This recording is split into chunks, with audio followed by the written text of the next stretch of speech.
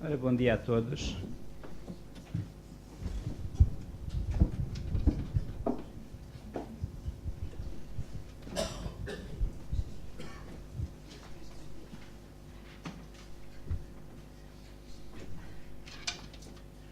Isto é de alguma forma ingrato ir falar de novos equipamentos de software quando em Santa Cruz temos provavelmente um dos equipamentos mais antigos do país em funcionamento, mas que agora vai para obras e, portanto, daqui a uns meses estarei em melhores condições para falar de novos equipamentos em software. De qualquer forma, vamos avançar. E, portanto, quando falamos de equipamentos em cardiologia nuclear, falamos, por um lado, das câmaras gama, e, enfim, que fazem os nossos exames habituais, as cintigrafias e, portanto, em termos miocárdicos, o SPECT. E, por outro lado, das câmaras de positrões, das quais eu não vou falar, e, portanto, mas também aqui tivemos nos últimos anos avanços com a introdução do PET-CT, mas não vou falar disso. As câmaras gama baseiam-se num desenho muito antigo com um cristal que é excitado, digamos, pelos fotões, e depois que essa informação passa por fotomultiplicadores e, portanto, depois isso gera a imagem. E tivemos ao longo dos anos alguma evolução em relação a isto. No final dos anos 70, anos 80, tínhamos câmaras com detector único. Passámos, sobretudo a partir do início dos anos 90, a ter detectores múltiplos, ter a possibilidade de correção da atenuação em alguns sistemas, e depois, mais recente, já na última década, apareceram algumas câmaras mais pequenas, dedicadas, cardíacas, e apareceu, por outro lado, o SPECT-CT. Mais recentemente, sobretudo nos últimos 2, 3 anos, em termos de aplicação comercial, mas desde há mais alguns anos, em termos de desenvolvimento, apareceram novas câmaras com um novo conceito, câmaras de semicondutores. Só para mostrar uma imagem de câmaras dedicadas à cardiologia, enfim, as câmaras tradicionais são grandes, exigem uma sala relativamente grande. As câmaras cardíacas são mais pequenas, com detectores mais pequenos, e pronto, funcionam em salas mais pequenas, e pronto, e a nível privado estamos também habituados a trabalhar com uma câmara dessas. Só referi que essas câmaras, portanto, são mais confortáveis para o doente, têm geralmente uma posição semi-reclinada que, conforme as situações, pode estar um pouco mais sentado ou menos sentado. No entanto, não servem para doentes muito grandes devido às dimensões dos colimadores.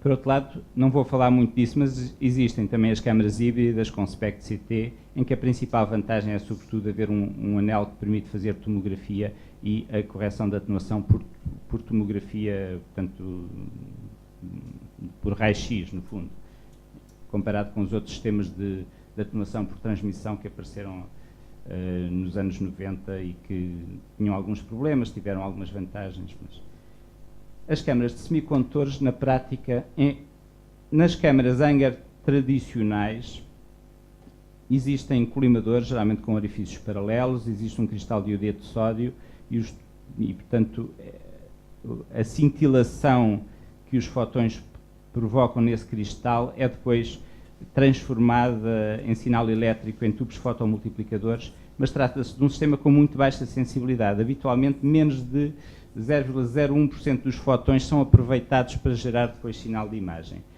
As novas câmaras, em vez do cristal e dos fotomultiplicadores, usam semicondutores que eles próprios são excitados e eles próprios geram sinal elétrico, e isso permite melhorias na sensibilidade, na resolução espacial e na energia, e um exemplo são as câmaras com este semicondutor CZT, cádmio, zinco, telúrio.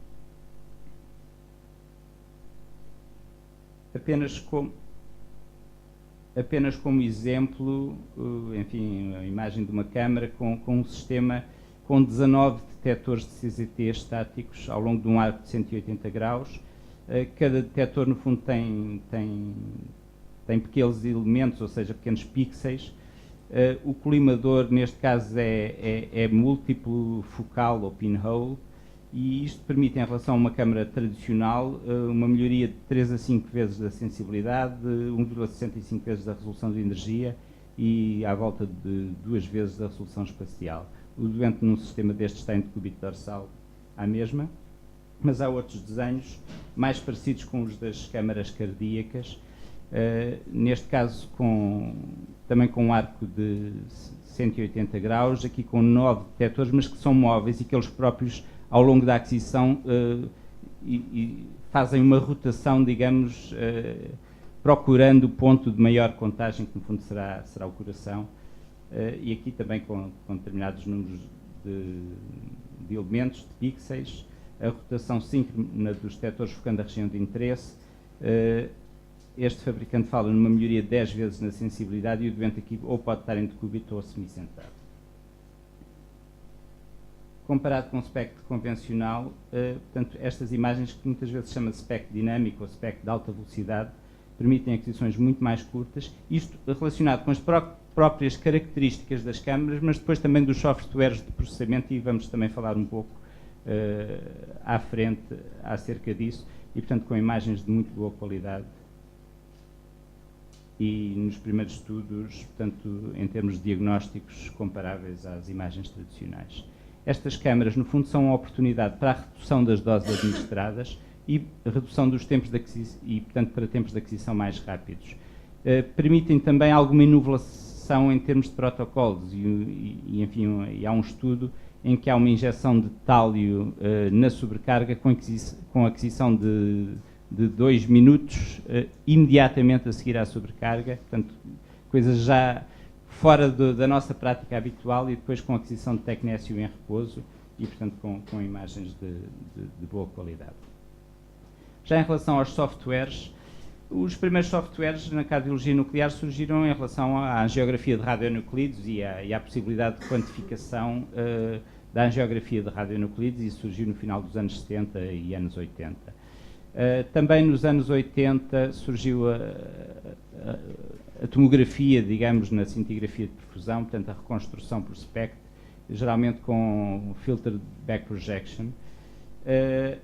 Já no final dos anos 80 e anos 90 surgiram os softwares de quantificação da perfusão,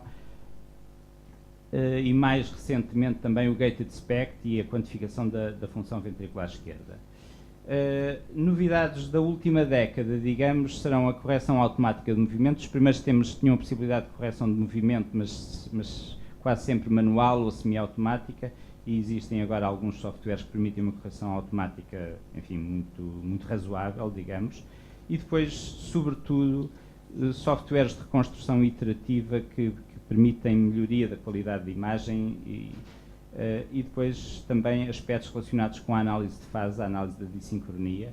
E também, aqui não é propriamente uma novidade em software, tem mais a ver com novas aplicações de um outro isótopo, que é o iodo 123, que já tem historial em relação à desinervação simpática miocárdica, mas que, no fundo, os softwares de quantificação aplicados a isso também trazem nova informação e com importância. Só, enfim, uma referência em relação à correção automática de movimento. Portanto, estes softwares permitem uma correção quer de movimento lateral, quer de movimento vertical, com melhoria da qualidade da imagem em doentes que se mexeram. Claro que o ideal é o doente não se mexer, mas sabemos que isso é... Em relativamente poucos doentes, eles permanecem imóveis, de forma a termos um estudo de qualidade. Os novos softwares de reconstrução iterativa, o MLEM e o OZEM, portanto, versus o filter back projection, permitem uma melhoria da qualidade da imagem através de uma recuperação de resolução, modulação do ruído, portanto, melhoria da relação sinal-ruído, permitem otimizar o número de contagens válidas e podem ser usados quer nas câmaras convencionais ou então associados às câmaras de semicondutores, potenciando, digamos, ainda as vantagens destas. Há uma série de designações relacionadas com vários fabricantes, com pequenas diferenças entre elas. Isto é apenas aqui um exemplo de uma publicação já deste ano, comparando uma reconstrução full-time com uma reconstrução com uso apenas de metade do tempo e, portanto, com um desses softwares e com imagens de qualidade igual ou até um pouco melhor do que a full-time.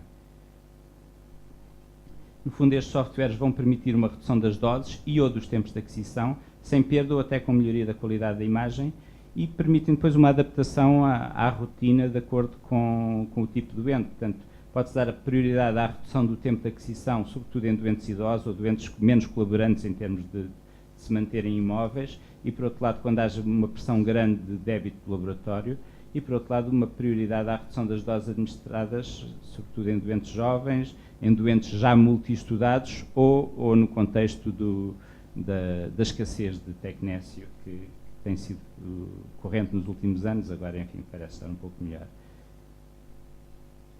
Por outro lado, um outro aspecto tem a ver com a análise de fase no gated SPECT.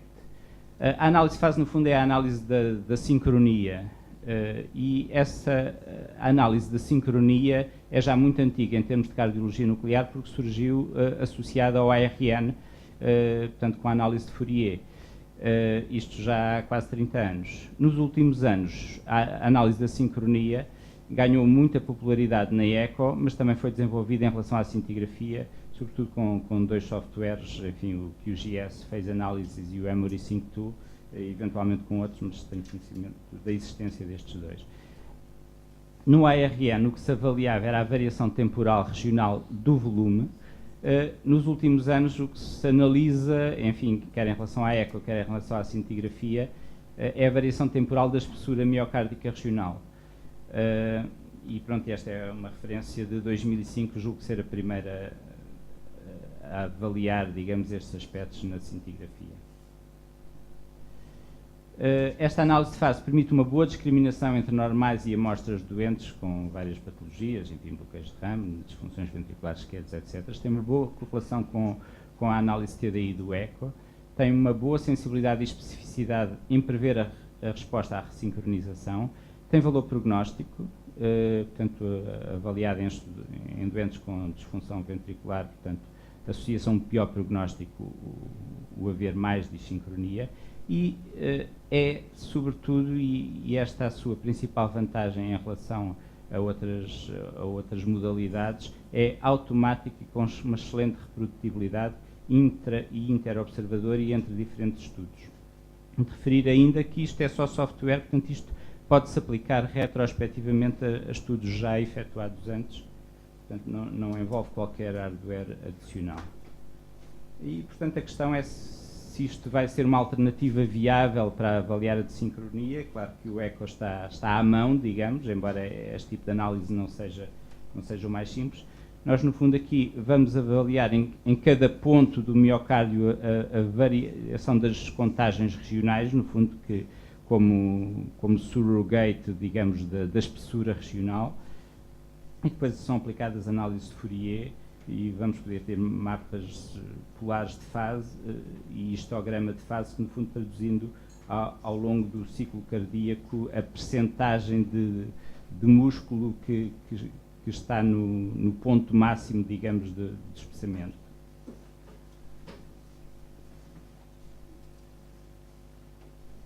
Isto aqui é um exemplo de num estudo publicado da análise de fase num indivíduo com um CRT, tinha critérios elétricos para isso, elétricos e de função, mas que foi um non-responder e, portanto, que tinha uma dissincronia mecânica relativamente baixa, enquanto que neste outro indivíduo que respondeu à ressincronização havia uma dispersão muito maior dos pontos máximos de contração e, portanto, uma desincronia muito maior.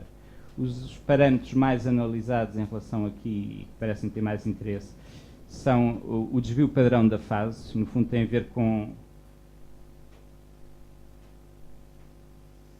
o grau de dispersão e, por outro lado, com a largura de banda, ou seja, será, no fundo, uma outra medida da dispersão.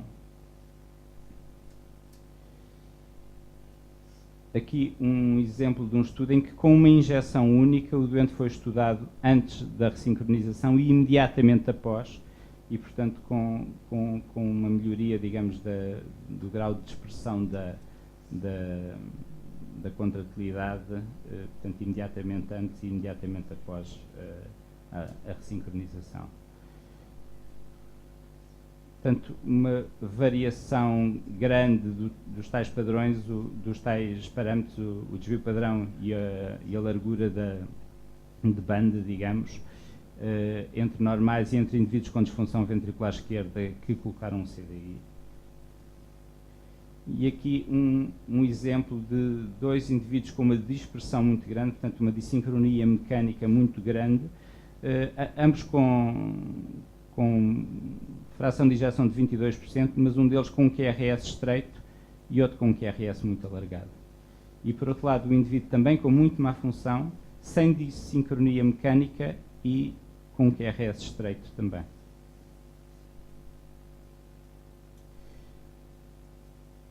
Mais recentemente, apareceu também a possibilidade de avaliação da dissincronia do relaxamento, e portanto da dissincronia diastólica, e enfim, pelo menos num estudo, a avaliação desse tipo de dissincronia diastólica teve importância numa população com insuficiência renal crónica, importância prognóstica, com insuficiência renal crónica e fração de ejeção normal.